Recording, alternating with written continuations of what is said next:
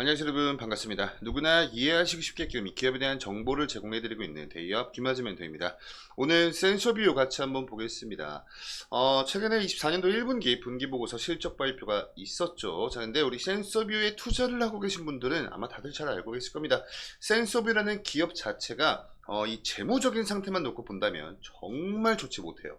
그래서 일단 지금 당장 이 센서비의 주가 상승을 우리가 기대를 하기 위해선 재무적인 상태의 개선세가 좀 우리가 확인이 필요한 그런 부분이 될 수가 있는데, 마찬가지로 지금까지 주가 조정이 쭉 나온 이유 또한 이 실적이 굉장히 좋지 못했고 재무 개선이 되지 못한 부분들 때문에 주가 조정이 나온 이유가 가장 크죠.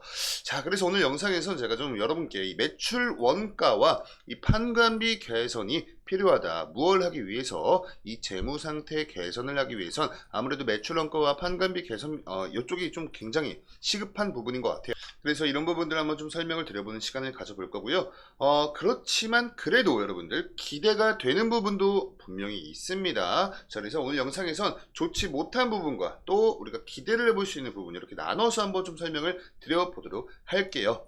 본격적인 영상 시작에 앞서서 저희 대기업은 우리 여러분께 정보를 전달을 드리고 있는 채널이기 때문에 문자를 요구한다거나 금전 같은 거 요구하지 않습니다. 정말 여러분과 소통을 해 나가면서 정보 전달을 해드리고 있는 그런 채널이기 때문에 우리 여러분들의 많은 응원과 정원과 지지가 너무나 절실합니다. 영상에 힘이 나는 댓글도 좋고요. 영상에 좋아요 버튼도 좋으니까 한 번씩만 소통해 주시길 부탁드리면서 오늘 영상 시작해 볼게요.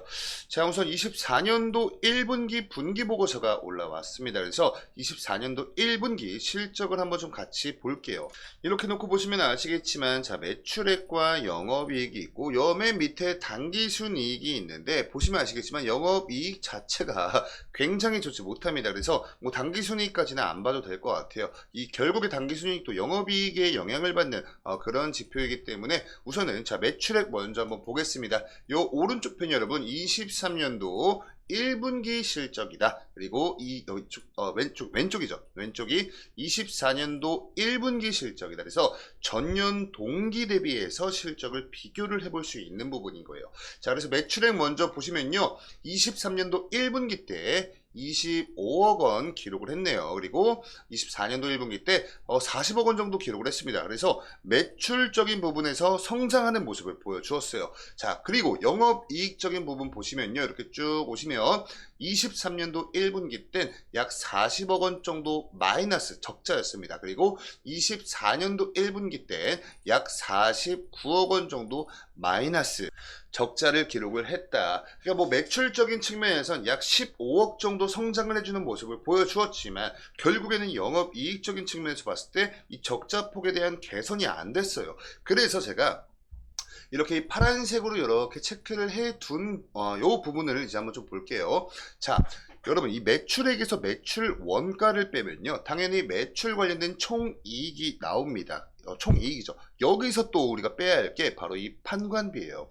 여기서 판관비를 빼야만 이제 결정적인 영업이익이 산출이 되는 그런 방식으로 가고 있는데, 우선 이렇게 뭐 23년도 건 보지 않겠습니다. 24년도 건만 놓고 한번 좀 보시면 매출 원가가 43억 9,300만 원, 즉 44억 원 정도 매출 원가가 발생을 했고요. 결국에 매출액은 40억 정도 발생을 했는데 만드는데 필요한 매출 원가가 44억 원이 소요가 됐다는 거죠. 그래서 오늘 영상에서 제가 이 매출 원가와 판매비와 관리 매출에서 판관비를 하겠습니다. 이 판관비가 뭔지, 어떤 요소들을 포함을 하고 있는지 이 부분에 대해서 좀 설명을 드려보자면, 우선 매출 원가 먼저 설명을 드릴게요. 매출 원가는요, 어떠한 기업이 이 제품을 만들 거 아니에요. 이 제품을 제조하거나 어떠한 서비스를 제공하기 위해서 조금 직접적으로 소요가 되는 그런 비용을 말을 합니다. 자, 그래서 뭐 맨 먼저 원가 재료비가 원재료비 제품을 만들기 위해서 사용되는 원재료를 우리가 살 때 필요한 그런 비용들, 그리고 두 번째가 좀 중요한데 직접 노무비라고 해가지고 제품을 생산하는데 직접 투입이 된 이 노동자들의 인건비가 포함이 됩니다. 그리고 세 번째가 제조 간접비라 그래가지고 어떠한 이 제품을 만들려면 여러분 공장이 필요하죠. 그래서 이 공장 운영을 하는데 필요한 이런 관련된 간접 비용들을 포함을 해요. 예를 들어서 뭐 공장의 임대료 아니면 기계들의 뭐 유지비 이런 것들이 이 매출 원가에 포함이 된다. 따라서 이렇게 매출 원가가 높게 측정이 된 이유는 원재료 비용이 상승을 했거나 아니면 노동자들의 인건비가 상승했거나 아니면 제조 간접비 기계를 뭐 유지하는 데 드는 비용이 상승했거나 요 셋 중에 하나인데 어떤 대부분의 기업들에서 이렇게 매출 원가가 매출액보다 높게 측정이 되는 부분은 대부분 여러분 이 인건비 측에서 발생합니다. 그러니까 인건비가 너무나 높게 측정이 되어 있기 때문에 이 매출 원가를 잡지 못했다. 이렇게 좀 결론을 말씀드리고요. 두 번째로는 이 판관비를 한번 좀 보시면 이 판관비 측면에서 45억 8,900만 원 정도가 책정이 되었어요.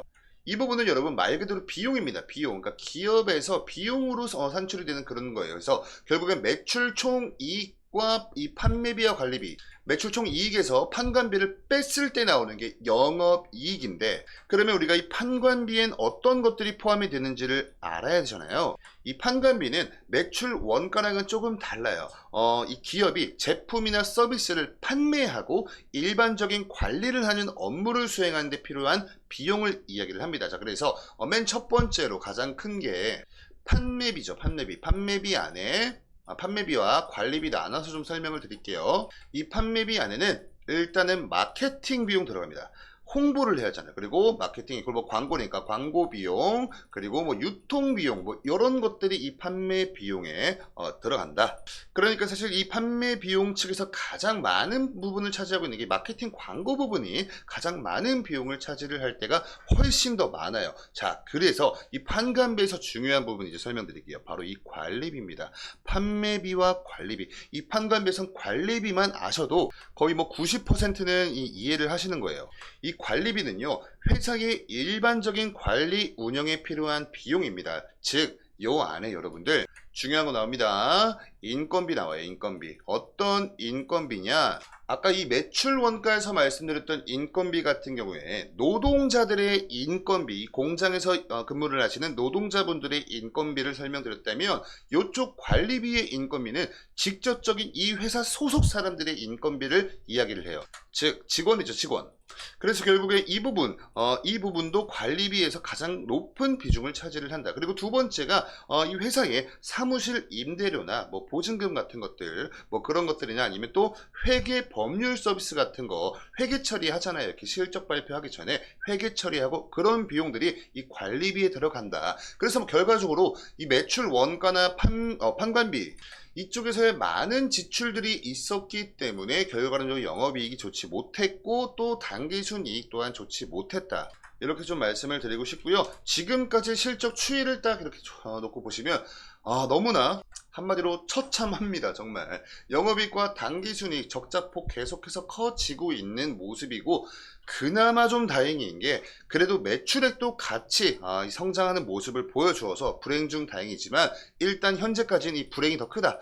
불행이 더 크다. 이렇게 요약을 해서 설명을 드릴 수가 있겠고요. 자, 이 부분 보시면 이제는 조금 고무적인 사실을 좀 말씀을 드릴게요. 자, 24년도 1분기 우리 센서뷰의 매출 비중표입니다. 보시면 이 커넥티비티라고 해가지고 우리 센서비의 대표 제품 중 하나인 마이크로웨이브, 뭐 MBR1, 뭐 등등등 이렇게 있는데 23년도 연간 실적과 22년도 연간 실적을 놓고 비교를 했을 때 이건 거의 1년 12개월이죠. 12개월치의 요 매출액보다 훨씬 더 높은 매출이 이쪽에서 발생을 했거든요. 자, 근데 여러분 보세요. 바로 수출. 이게 그동안 우리 센서뷰가 우리한테 투자자들한테 설명을 했던 글로벌적인 경쟁력을 갖춘 뭐 다양한 제품 라인업을 확보를 해서 유럽이나 미국, 대만 등의 해외 자회사 그리고 공식 대리점을 통해서 글로벌 고객사의 뭐 어떠한 수요나 니즈를 뭐 충족시키고 대응하고 있는 그런 부분들이 이제 여러분 좀 실질적으로 나타나고 있는 거예요. 그러니까 24년도 1분기를 기점으로 해서 이런 포인트 때문에 사실 2분기, 3분기 실적이 조금 더 기대가 되는 그런 요소로는 지금 현재 작용을 하고 있습니다. 그리고 이제 두 번째 고무적인 사실이 이제 좀 어느 정도 직접적인 수주 공시 같은 것들을 발표를 하기 시작했어요. 가장 최근에 이 하나 시스템하고도 계약을 했죠.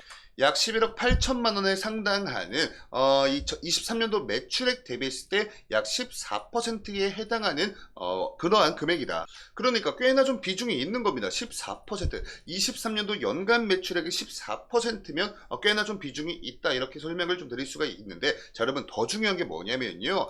제가 연간 실적과 놓고 비교를 했잖아요. 근데 이 계약 기간을 보시면요. 5월 21일부터 6월 24일까지예요.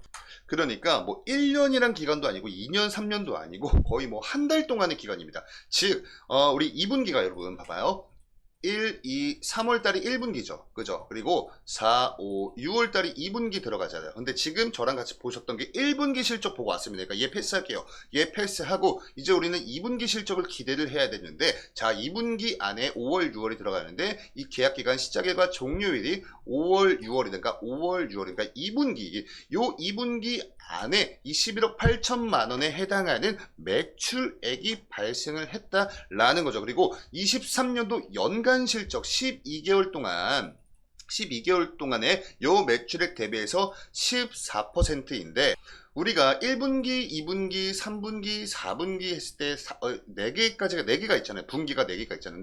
요쪽에서 2분기만 또 빼놓고 오면은 4분의 1이 되겠죠. 요거를 퍼센트로 환산할 때 25%거든요. 그러니까 결국에 우리가 어느 정도 좀 유추를 해볼 수 있는 거냐면, 이렇게 이 2분기 매출액 비중을 우리가 유출을 할 때 이렇게 빼서 4분의 1에서 25% 했잖아요. 그러면 여기서 곱하기 4 하면은 100%가 되겠죠. 그리고 마찬가지로 위에도 곱하기 4를 하면은 56%라는 수치가 나옵니다. 그러니까 한마디로 정리를 해서 말씀드리면 요 56%만큼의 수치, 요게 이 한 분기의 매출액의 56%를 차지할 수 있는 그런 계약건이었다. 이렇게 설명을 드리면 조금 이해가 좀 되실 것 같아요. 그래서 혹시나 뭐 이러한 규모의 계약건을 요거 하나로 그냥 끝내는 게 아니라 이제 차근차근 또 발표를 해준다면 한 분기의 매출액 대비 56% 정도 해당되는 그런 수주 계약이기 때문에 이 정도면 굉장히 좀 비중이 크다, 이렇게 좀 설명을 드릴 수가 있겠고, 이런 수주 공시 계약을 계속해서 내준다면 분명히 우리 센서뷰에 지금 좋지 못한 이런 재무에도 반영이 되면서 우리가 이제 앞으로 다가오는 2분기, 3분기, 4분기 혹은 뭐 24년도 연간 실적, 25년도 실적들, 요렇게 이제 앞으로 나아가면서 이런 실적 개선세를 기대를 할 수 있는 그런 요건이 될 수가 있다. 요렇게까지 설명을 드리면서 정리를 드리면 좋을 것 같아요. 오늘 영상의 내용이 여러분께 도움 되셨으면 영상에 좋아요 버튼 한 번씩 꼭 좀 부탁드리면서 저는 다음 영상으로 여러분들 다시 한번 찾아뵙겠습니다. 감사합니다.